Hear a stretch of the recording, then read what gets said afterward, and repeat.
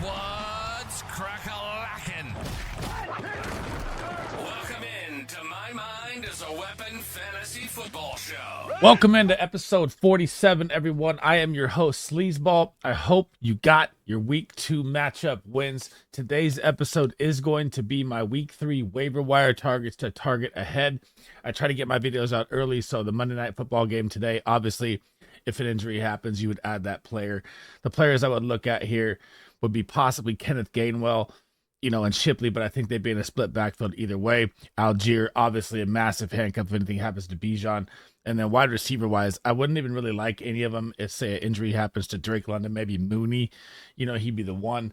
But besides that, that's all you got to pay attention to for tonight's game. Before we dive into it, guys, make sure you smash that like. Make sure you smash that subscription. Turn that bell on so you know when I'm live. I will be live today before the game, 2 hours before, recapping all my calls, recapping all the games, looking at Monday Night Football props, looking at where I hit, where I missed. I like to show transparency of everything. So everyone listening on Apple, everyone listening on Spotify as well, thank you guys for all the support. It's been an amazing journey so far, and let's dive into it. The first player we're going to talk about on the waiver wire to go and pick up right now is absolutely Derek Carr. This man has been unbelievable through the first 2 games. 25 points in his first game, 29 points in the second game.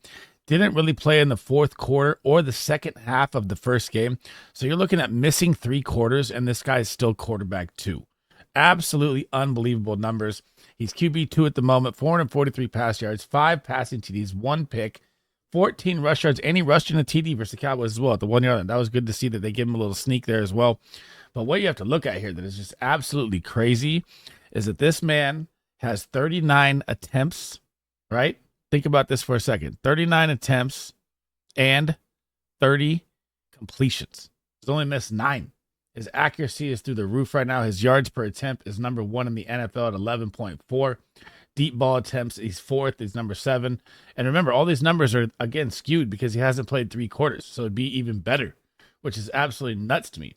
True completion percentage is 83% right now. It's absolutely number 2 in the NFL, which is ridiculous. His passer rating is number 1 in the NFL right now.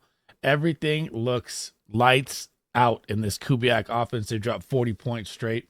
And FAAB-wise here, like say you're in, and these are all based towards 12-man leagues, right? I don't like to do 10-man league waiver wires because everyone's stacked. I would say FAAB-wise, you're looking at about 30% right here. I don't see this stopping. This offense looks absolutely electric, and their defense is playing lights out. Derek Carr should be your number 1 target, especially with how the quarterbacks are playing this year. The number 2 waiver wire target for quarterbacks, so I'm going to go in order with position, so I'm not saying like he's your number 2 option. This is just my number 2 player, and I'm going to go quarterbacks, running backs, wide receivers, tight ends, and it should be Tyler Huntley.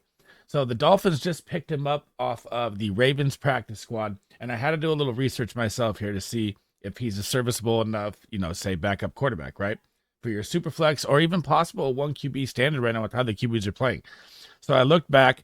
He's only had 3 games over 15 points in his entire fantasy career, but he had a 36-point game against Green Bay in 2021 where he was very accurate, 215 yards passing and 73 yards rushing. And his rushing is always going to be a factor here.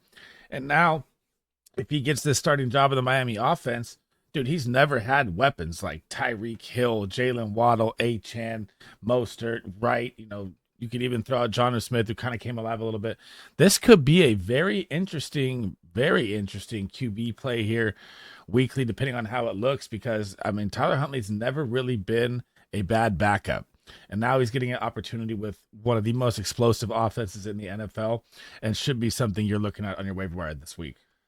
The third QB you should be looking at on your waiver wire this week is none other than Andy Dalton, the Red Rockets. So literally updated right before this video that Bryce Young will be being benched and Andy Dalton will step in.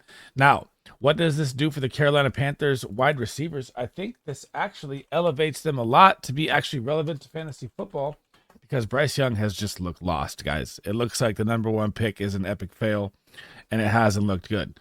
And if I look back, so last year when Andy Dalton stepped in 1 game for Bryce Young, he had 25 fantasy points, guys, 361 passing yards. If I look back to 2022, he had 1, 2, 3, 4 games over 15 points, 1 game with 30 points against the Arizona Cardinals.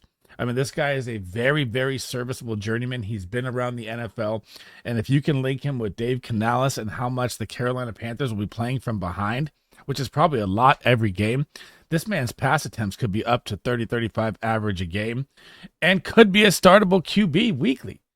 And especially in Superflex. Like if I'm in Superflex, I'm getting this guy right now. And I'm honestly going to say about 5 to 10% FAAB on him.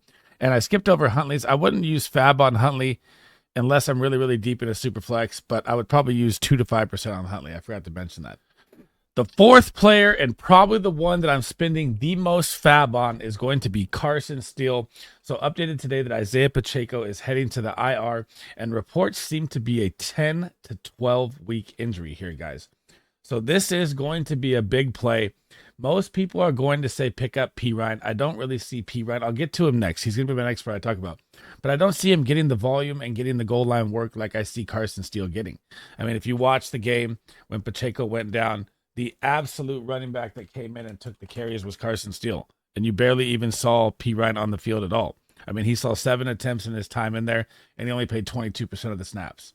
So Carson Steel, I'm going to say 35 to 40% here because the injury is 10 to 12 weeks long, but there does come risk with that as well, right? You know, you could have Carson Steel not play well, and you can see them look into Kareem Hunt or look into Leonard Fournette or one of the old vets, you know.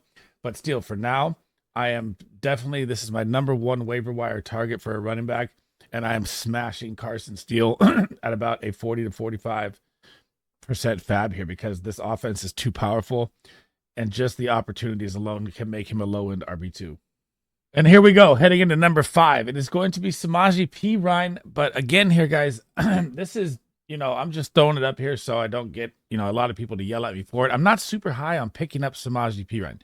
I know you're going to think that the Chiefs are going to pass more now that Pacheco's out and he'll see more pass work. Yeah, he'll probably be the passing down back. But let me show you something here. In the 2 games that Perine has been since signing with the Chiefs, he's played 15 and 14% of the snaps.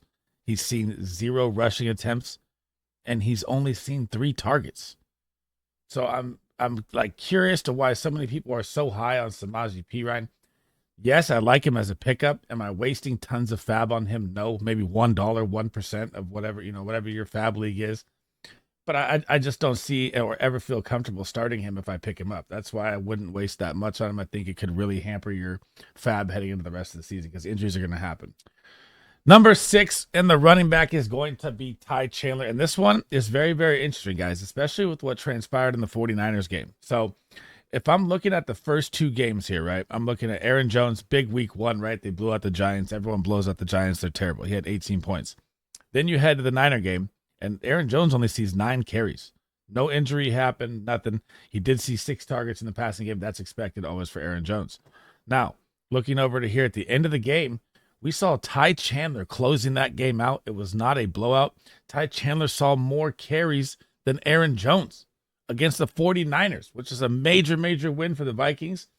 So if I own Aaron Jones, I'm spending more FAAB on Tai Chandler. But if not, I'm spending about 20%. And it looks like this guy's going to be involved more and more and more as the season goes on. I mean, he looks more explosive. Aaron Jones is also older with a ton of injuries, and his injury risk is one of the highest in the NFL. So owning Tai Chandler or spending money on him is definitely worth it long term. And also because the Vikings are winning. So if the Vikings were like losing here, right, it would look different. But not since they're winning, I mean, it's going to keep Tai Chandler's value even higher. And I love picking up Tai Chandler this week. Number 7, and I can't believe I'm saying this, man, is Quinton Johnson. Currently wide receiver 22 overall. Has played 67% snaps and 70% snaps since week 1 and 2. I know this is one of the most dangerous pickups in fantasy football, but what if he's figured it out? What if all of a sudden you see the Quinton Johnson first-round pick that he was supposed to be? I would probably spend about 10 to 15% FAAB on him. He has had 11 targets, 8 catches, 89 yards, 2 touchdowns, had a 22-point game against the Carolina Panthers. But you have to remember it's the Carolina Panthers, and their upcoming schedule is Pitt and KC. So, I mean, you don't really want to spend that much here because you don't even know what you're really going to get. So that's why I'm in the 5 to 10%.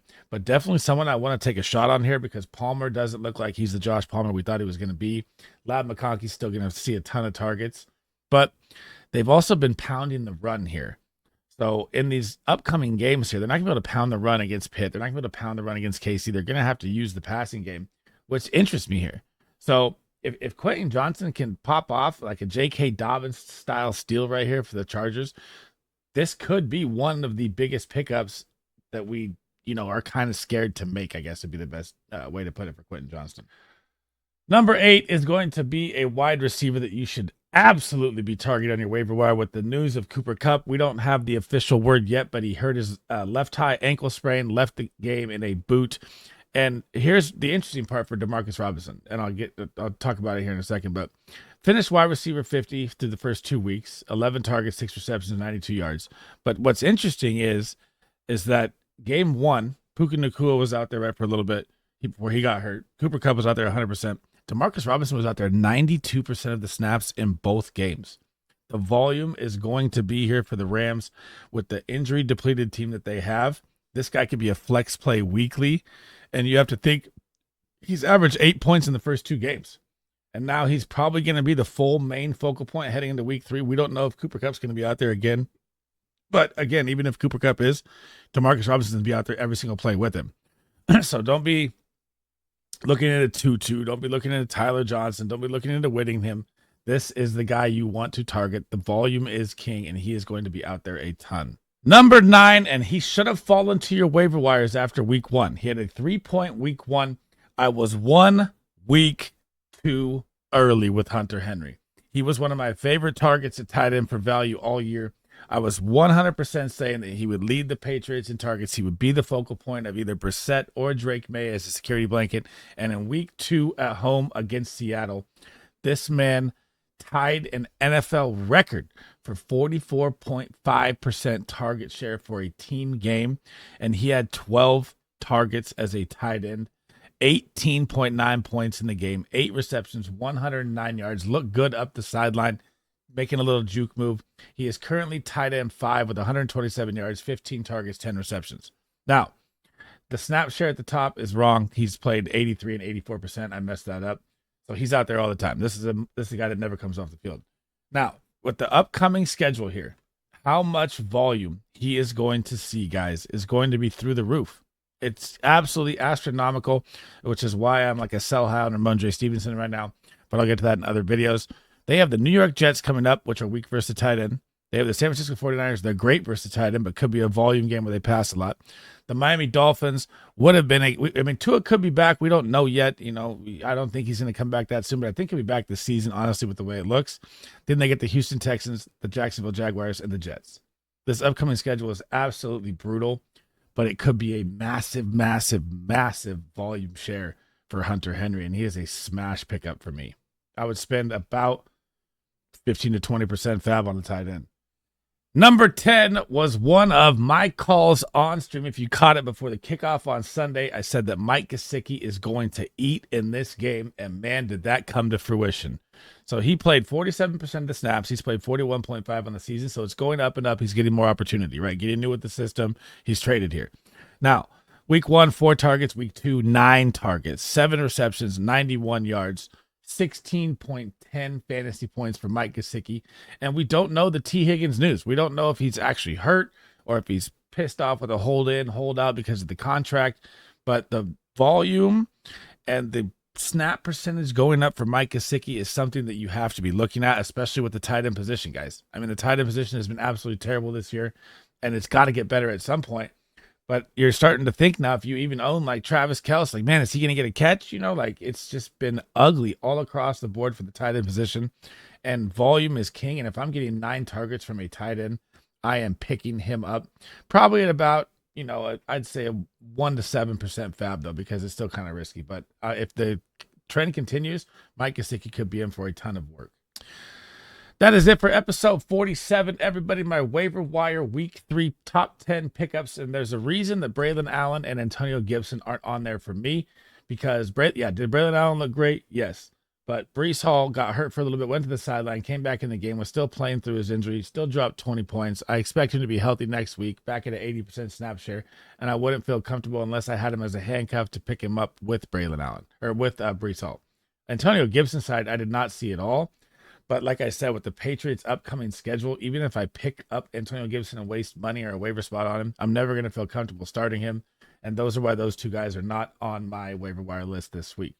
Before we head out, guys, make sure you smash that like, turn that bell on, hit that subscription button. All the support's been appreciated. Any fantasy football comments you guys have at all, drop them down below.